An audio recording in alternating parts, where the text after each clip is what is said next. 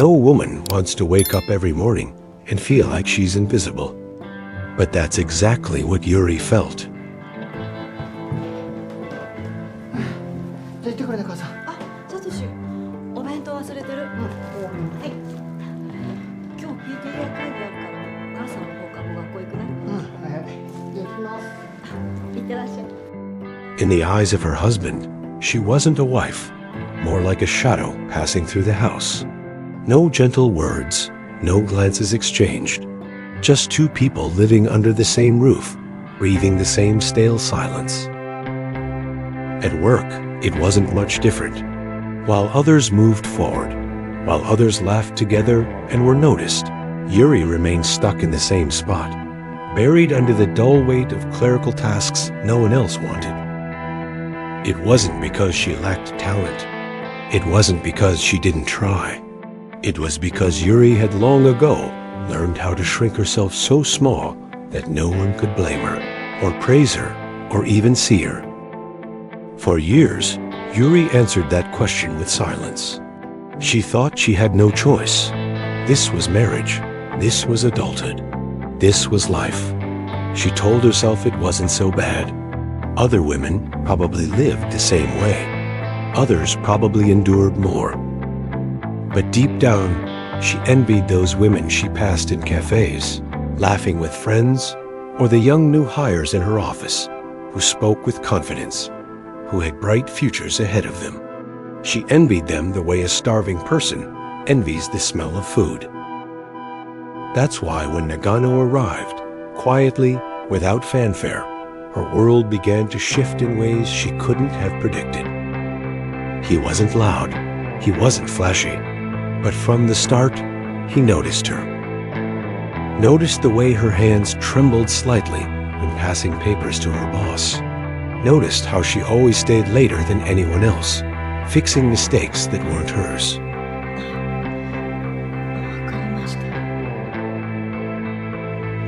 And one rainy afternoon, when the others had already left and Yuri sat alone cleaning up after a meeting, he stopped beside her desk.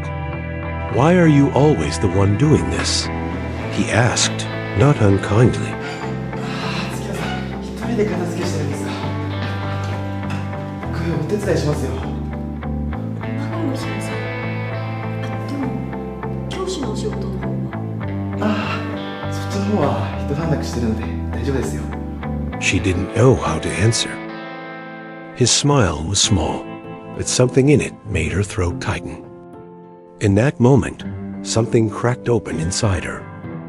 Nagano wasn't like the others.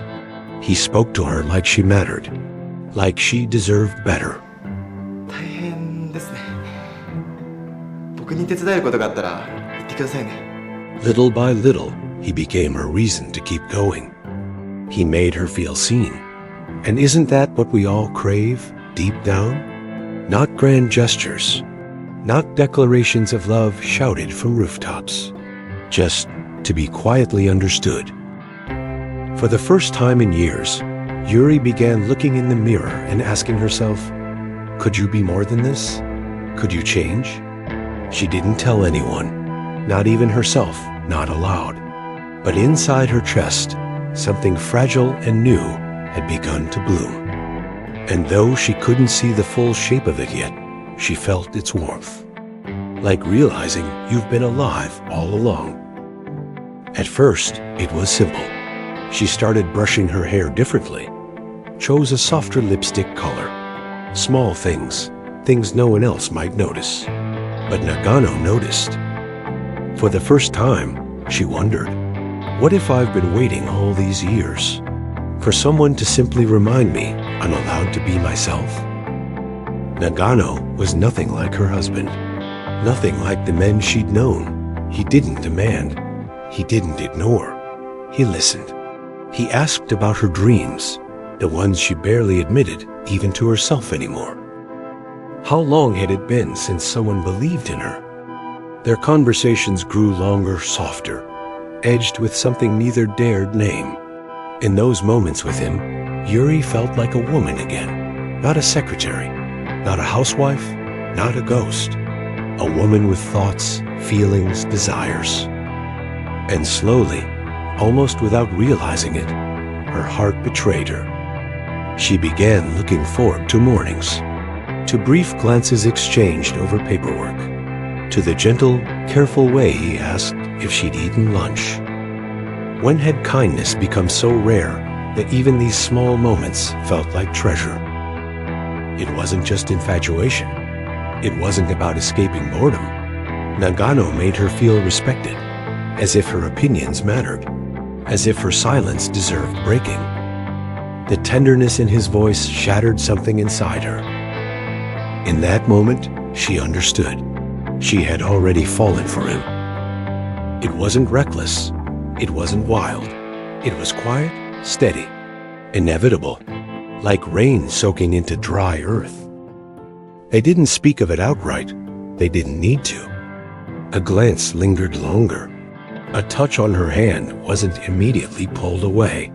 His smile grew softer when it was just the two of them. And though her marriage still hung like a shadow over her life, it no longer held her heart. Because in the quiet spaces between duty and regret, she had found something real, something hers. Love, yes, but more than that, a reason to believe she deserved more than loneliness. That morning felt like any other. Dull greetings, the shuffle of papers, polite nods exchanged. But something had shifted beneath the surface. Whispers, glances, that cruel, knowing smile from one of her colleagues as she passed by. Yuri didn't have to hear the words to understand. She could feel them clawing at her back like invisible hands.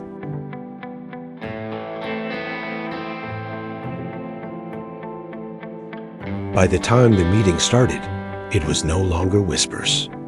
The laughter wasn't loud. That's what made it worse. It was quiet, controlled, precise, like knives slipped between her ribs where no one else could see.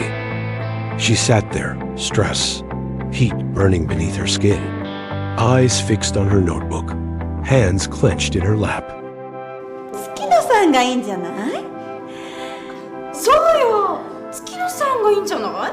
ねえ。いや、私たちなんかよりほら育ちのいい月野さんの方がいいでしょねえ。ちょっと私たちほらパートでほら忙しいですしね。なるほどね。そう。まだ小さい。But then, something unexpected happened. ちょっとほらやっぱり。Nagano stood up, calm, steady. His voice cut through the room with a sharpness that silenced even the most smug smirks. For a moment, Yuri felt something almost like relief. Someone was finally standing up for her. Someone was finally saying, out loud, in front of everyone, that she deserved respect. But beneath that brief flicker of warmth, shame gnawed at her. She couldn't look at him, couldn't meet his eyes. After the meeting, she left, quietly. No words, no goodbye. Just escaped into the nearest restroom, locked the door, pressed her back against the cold metal, and let herself unravel in silence. That evening, when he called, she didn't want to answer. But she did. Of course she did. Then he came to her. 月野さん、大丈夫ですか？ There was a pause, a silence so full it pressed against her chest. She didn't know how to answer. No one had ever said that to her before. No one had ever given her permission to want happiness. And in that moment, she realized something important. The people who mocked her didn't matter. The husband who had long stopped seeing her didn't matter. What mattered was standing beside the person who saw her for who she was, who believed she deserved more than silence and shame. It wasn't easy. It wouldn't be easy. But for the first time in years, she was ready to stop running from herself. 好きになってください。 The first time he said the word, I love you to her made her confused. どんなに好きになっても決して結ばれることはできないの。 Since that day, something inside Yuri quietly broke free. The whispers at work 僕は didn't stop. それでもいいです The sideways glances didn't stop. してたまに But they no longer cut as deep because she had already made her choice. She stopped apologizing for who she was. Little by little, she began reclaiming her own life. Her husband noticed it first, not through words, but through small changes that even he couldn't ignore.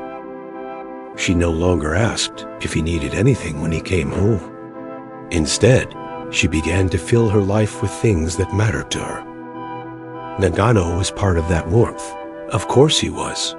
His kindness hadn't wavered, even after everything. His words still reminded her, day after day, that she was allowed to want more than survival. Her husband spoke, but Yuri didn't argue. She didn't explain. She had loved him once. But love cannot survive in a place where it's starved of respect, of tenderness, of simple human kindness. The life they had shared was over in all but name. Her heart belonged elsewhere now, to someone who had shown her what it meant to be seen, to be valued, to be loved not for duty or convenience, but for the person she was beneath all the years of silence.